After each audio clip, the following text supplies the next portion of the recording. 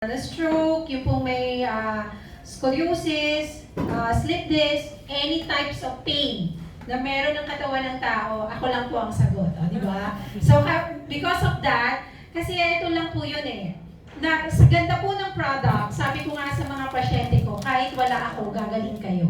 So, to discuss what is actually New Image International, kanina napakaganda ng company. Maganda po, di ba? Sobrang ganda. Diba? So, ang products po ng company, dahil napakaganda po ng company, napakaganda rin yung na-produce na product.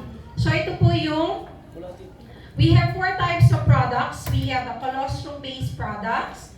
So, we have a powder, and also, aside from that, meron din po kami chewable, capsule, and we have this Immunoport, which is very good for, sabi nga nila, is viral blocker, and colostrum. Ano po ang colostrum? This is stem cells. These are all colostrum-based product. And second type of products that we have, non-colostrum based, we have pycnogenol. Napakaganda pong antioxidant. Sobrang dami po niyang benefits in terms of antioxidant para maiwasan po natin yung mga free radicals. We also have this omega-3 with CoQ10, which is very good for the heart. Lagi pong magkasama yan dahil ang puso at ang utak lagi pong magka-partner. So, hindi po totoong kaya ka may puso dahil dapat yan ang sundin mo. Minsan po, kailangan dalawa. Ang puso mo at ang utak mo lagi pong magkasamang nagpa-function. And then we also have this weight loss line of products. So we have the Fiber Max. Ito po, napakaganda dito para dun sa mga taong hindi nagbibisit sa White House. Familiar po ba kayo sa White House? Familiar po? Ha? Hindi po yan yung Malacanang, ha? Yan po yung kailangan lagi ninyong binivisit sa umaga pagising nyo. Oh, alam nyo na po. Pagkatapos po nun, ano pang kailangan ginagawa doon? Di pa po nag-move ng bowel. Bakit po tinatawag na napakaganda ng Fiber Max? Kung meron po kayong nasa loob ng katawan na almost ilang buwan nang hindi lumalabas. Pag ininom nyo po ito, definitely po malilinis yan. ST2 po, napakaganda po niyan in terms of shaping yung body natin. Sino po dito yung gusto mag-lose ng weight? Maniniwala po ba kayo na dati 40 ang waistline ko? O, di ba? O, nagulat kayo, nagising lahat, di ba? Okay, ito po yung carba, yung mahilig po sa carbs, mahilig sa pasta, sa rice, tinapay, lahat po ng source ng carbohydrates. This one is very good to block yung papasok pa lang po ng carbohydrates. And then we have the meal replacement. We have 2 flavor. We have chocolate and berries and cream. So para hindi po kayo nagugutom, hindi nagkikrave, so ito po ang magandang pang-replace. And the next po na line of products that we have, the last, yung pong mga gustong bumata dyan, yung pong mga, we have the very good products for skincare, the telomeres. Ano po ang telomeres? Para lang po magkaroon kayo ng idea. Pag po banat na banat ang ating pong skin, okay, ang ibig sabihin po nun, mahaba yung telomeres mo. Pero pagka nagkaroon na po tayo ng wrinkles, ibig sabihin po nun, umikli na yung telomeres. Parang ganito lang po yan Pagka bata ka pa, diretso pa katawan mo, right? Pag naglakad ka, maganda posture. Tama? Pero habang tumatanda tayo, yumuyuko na po tayo. Ganun din po ang skin natin. So wag po natin antayin, yumuko ang mga skin natin. Okay, pwede pa po natin yan i-enhance. Okay, so yan po yung ating best na skincare products. And now, let's talk about your health. Okay? Kailangan po ba maging doktor tayo para malaman natin may sakit tayo? Kailangan po ba lagi tayong napupunta sa doktor kaagad para malaman natin yung sakit natin? Tama po yun. Kaya nga may doktor. Ito lang po ang tanong ko sa inyo. Kailan kayo pupunta sa doktor? Pag malala na yung sakit nyo? Kadalasan. Tama? Ganito po pag po meron kayong signs of pain, simptomas na po yan. Huwag nyo na pong palalain bago kayo pumunta sa doktor. Ang tanong, bakit hindi tayo napupunta sa doktor agad? Kasi natatakot tayo. Malaman kung anong sakit natin. Tama po ba? Natatakot tayo. Pangalawa, ano po? Natatakot tayo sa gastos. Diba? Pangatlo, ano pa? Pag nalaman natin yung sakit natin, natatakot tayo pambili ng gamot. So lahat ng kinakatakutan natin, mali po yun. Kasi bakit? Kaya nga po kayo binigyan ng magandang katawan ng Diyos para alagaan ninyo. At para maalagaan ninyo yan, dapat po lahat ng signs of pain, symptoms, dapat po pinapakinggan nyo. Sabi nga nila, you have to learn to listen to your body. Diyan pa lang, kaya nyo nang doktorin yung katawan nyo. Kasi mas bago pa lang yung kondisyon ninyo, mas may magagawa pa kayo. Okay? So ano po yun? What is happening in your body as we age? Number one, habang tumatanda po tayo, nagkakaroon tayo ng problema sa puso, nagkakaroon tayo ng problema sa digestive system. Yan na po yung constipated, nagkakaroon ng hyperacidity, nagkakaroon ng kabag, yung mga tipong, sabi nga nila, may heartburn. So digestive system related yan. Reproductive system, yan na po yung nagkakaroon ng hormonal problem. Yung mga bata na laging, bata pa lang nagkakaroon na ng PCOS, okay? Reproductive system dahil po sa hormones yan. Aside from it, ano pa po? Okay? So, ayan. So, medyo, ganyan po talaga ang life. Okay, mga growth hormones, bakit yung iba hindi tumataas, hindi na-achieve yung ideal na growth? Kasi po meron tayong problema sa hormones. Lahat po yan related sa ating mga stem cells. And aside from it, your skin is also affected as you age. Sige lang po, Ma'am Helen. Okay, yung mga laging, sabi nga nila, ano po yung sakit na tumutupi ang tuhod? Narinig nyo na po ba yun? Na pag tumatanda, tumutupi daw ang tuhod? Ang sabi po nung isang doktor na napakinggan ko, kaya tumutupi ang tuhod? Kasi hindi na po ginagamit. So, the more na hindi po kayo naglalakad, nag-exercise, tutupi po talaga ang tuhod natin. Okay? Nag-i-increase ang weight at nagkakaroon tayo ng memory condition. Ang mga memory condition, yan po yung Alzheimer, dementia, yung mga ganung klase ng condition. And those are the silent killers na related doon sa sinabi ko kanina. Cardiovascular disease, aneurysm, cancer. Alam niyo po ba ang cancer? Gustong-gusto po niyan ang katawan na may inflammation. Yung maraming namamaga sa loob ng katawan mo. Yung cancer cell din sa katawan mo, mag-a-active yan. Okay? Stroke, chronic kidney failure, diabetes, and autoimmune disease. What's the classic na autoimmune disease right now? Napanood niyo po ba si Chris Aquino nung birthday niya? Her condition is an autoimmune condition na actually it's a lupus. Kung sinabi niya nga, I refuse to die. Kaya nga po dahil marami siyang gustong gawin sa buhay niya, dahil bata pa yung mga anak niya. Walang nag-aalaga, yung unang anak niya may ADHD. So ito lang po yan eh. Sabi nga niya, yung sakit niya nanggaling sa inflammation. Siya mismo nagsabi. Sabi ng doktor, maraming namamaga sa loob ng katawan niya na nagproduce ng sakit.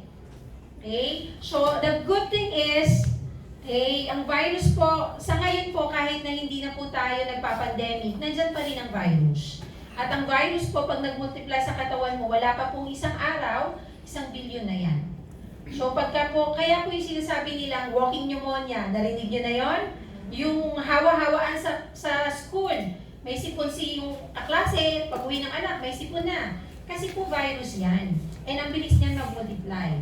Kaya lang, nung panahon ng pandemic, dahil wala pa pong vaccine nung time na yon at bago yung virus, maraming namamatay. Okay? Nung time na yon, hindi effective ang antibiotic. Which is bakit? Ang sabi nila, ang antibiotic hindi nakakamatay ng virus. Okay? Ang sabi po, acting fast is the key to prevention. Okay. Yan, i-discuss ko na po muna sa inyo. The power of colostrum. Colostrum is actually one of the flagship products of New Image International. Narinig nyo na po ba ang colostrum? Sino na po yung mga nanay dito? May mga anak? Kayo po ba nung pinanganak niyo yung mga anak niyo, pinadede nyo agad? Yes. Diba? Sabi ng doktor, kailangan isubsub mo agad sa dede mo.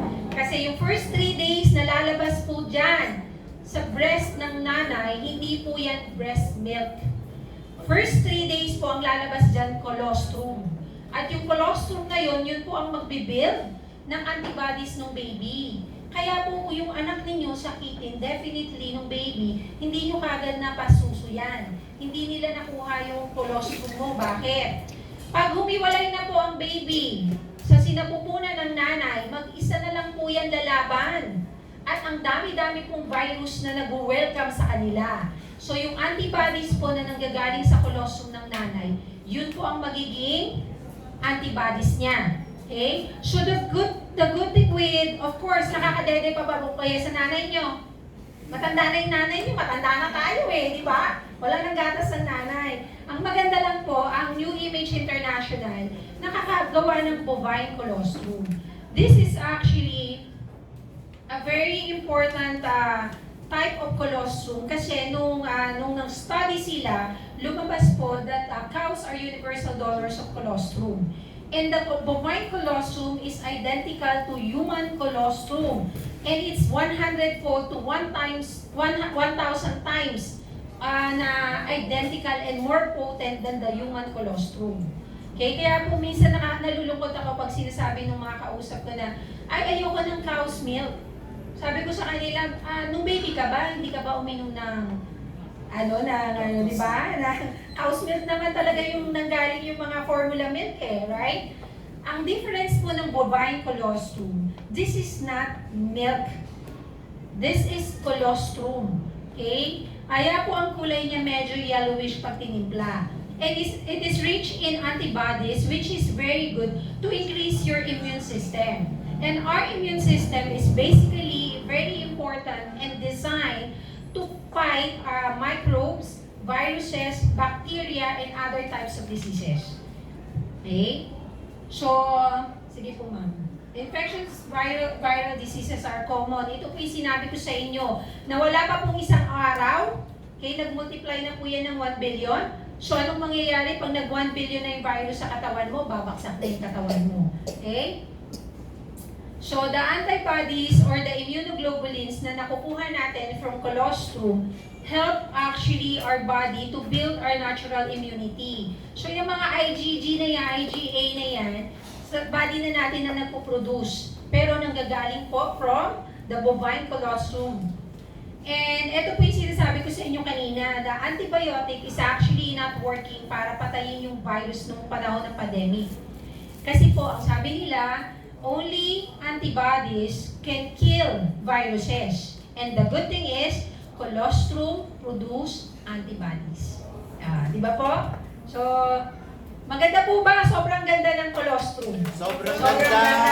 Ito pa po ang maganda. Ang colostrum po natin is the only colostrum na merong alpha lipid. Ano po yung alpha lipid? Alpha lipid para po yung human protection. Kasi po bakit? Ini-encapsulate niya po yung laman ng colostrum, yung IgA, IgG kanina, tama po, sabi ko sa inyo, ini-encapsulate po niyan para pagpasok sa katawan nyo, makarating po siya kung saan siya dapat makarating. Kasi po, ang colostrum, pag walang alpha lipid, dito pa lang po sa lalamunan, natunaw na po yan. Kaya po marami kayong mai-encounter na colostrum. Ang tignan nyo po kung may alpha lipid siya. Kasi tayo lang po ang colostrum na may alpha lipid. Palakpakan po natin ang new image. Okay? So this can guarantee, especially for those people na may poor nutrition, may poor health, yung pong mga nakahiga na po, to be honest po, sobrang happy ko po pag sinishare ko to sa iba. Sabi ko, sobrang ganda ng product, hanggang doon lang po nasasabi ko. Bakit? Halos lahat po ng napainom kong pasyente ko ngayon. Lahat po sila walang sinabi sa akin ang ganda ng production nila. Kasi bakit sila po mismo na feel nila yung effect. Okay? Next po. Yan. Ganyan po talaga pag live. Nagbabago po talaga ang ating projector. Well, anyway po, para po mabigyan ko lang po kayo din ng idea, ano pa po ang pwedeng gawin ng bovine colostrum sa katawan natin? Alam niyo po ba lahat ng sakit ng tao nanggagaling sa gut? Are you familiar with leaky gut syndrome? Hindi po. Okay. Ang leaky gut syndrome po, sino po rito yung merong bituka? O, yung wala ng bituka. O, di ba? So, hindi po tayo mabubuhay pag wala ng bituka, tama? Ano po ang common na cancer ngayon? Big C, colon cancer, right? Ano po ang source ng colon cancer? Number 1, madumi yung colon nila. O, yan. Sabi nila, colostrum is the ultimate immune defense. Sige ma'am, ano na po, nag-fast forward na ako. Yan po yung sinasabi ko sa inyo kanina. Ang ating digestive system, kahit po nagpupo na kayo, hindi po lahat yan lumalabas. Alam niyo po ba yung haba ng colon ninyo? Kaya pong umikot ng 3 beses sa katawan ninyo bago niyo makita. Okay? So, ano pong mangyayari? Ang gagawin po kasi ng, yan. So, ang estimated na microbe po sa body natin make up almost 25 to 54% of your stool. Ito po, pag hindi lumabas yan sa katawan mo, nagiging germs yan. Para po ninyong tinataihan yung sarili ninyong dugo. Bakit po tayo nagiging hypertensive? Dahil lang po ba malapot ang blood natin? Actually, hindi po. Dahil masyadong mataas ang acidity ng blood. Pag masyadong mataas ang acidity ng blood, lumalapot po siya, hindi na makadaloy ang ating mga pangkain ng mga dumi sa katawan. Kaya na-stuck na yan. So ano na pong nangyayari? Nagkakaroon na po tayo ng leaky gut syndrome. Pag nagkaroon po tayo ng leaky gut syndrome, normal na po na nagkakaroon tayo ng autoimmune disease which is lupus, diabetes, hypertension, sabi nga nila mga chronic. Sino po dito yung pagising sa umaga pagod na? Pagising pa lang sa umaga.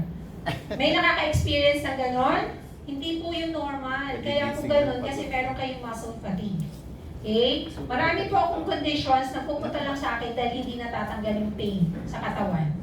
And, eto po ang maganda, sabi nga, with bovine colostrum and the immune factors na laman niya and the growth factors na meron siya plus the nutrients, lahat po itong problema natin sa paligid na yan na ayos. Okay? Next, ma'am.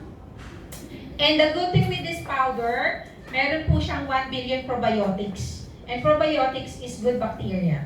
Okay, para po dun sa hindi makainom ng powder, pwede po kayong mag-chewable or mag-capsule. Ang difference lang niya, wala siyang probiotics. So kung ako po sa inyo, napakasarap ng powder, so mag-powder po muna kayo, saka na lang po kayo mag-chewable. Next. Yan, so Alpha-Lipid Lifeline, colostrum times 2 yung probiotics na laman niya every time nagtitake ka. Next. Yan. So katulad po ng kanina, pag po nag-improve yung gut ninyo, makakatulong po siya to lower your cholesterol. So may iwasan natin magkaroon ng cardiac condition, may iwasan natin magkaroon ng cardiac disease, magkaroon ng heart attack, and yan, ano pa? Aneurysm. So, yung mga conditions kanina, okay, pag nag-improve yung katawan mo, mawawala yan. Di ba po sabi ko sa inyo, ang number 1 source ng condition natin is inflammation. Pag meron ka ng diabetes, ibig sabihin may namamaga sa loob ng katawan mo. Pagka may obesity ka, ibig sabihin may namamaga. Okay, lahat po yan ang galing sa namamaga. Okay, so ito po, we have a clinical knowledge and clinical studies. So, hindi po kayo mag-aalala. In terms of product, napakaganda po niya kasi meron siyang backup ng science. Next. So, yung pong colostrum, meron po siyang lactoferrin which is very good for the bones and for the joint.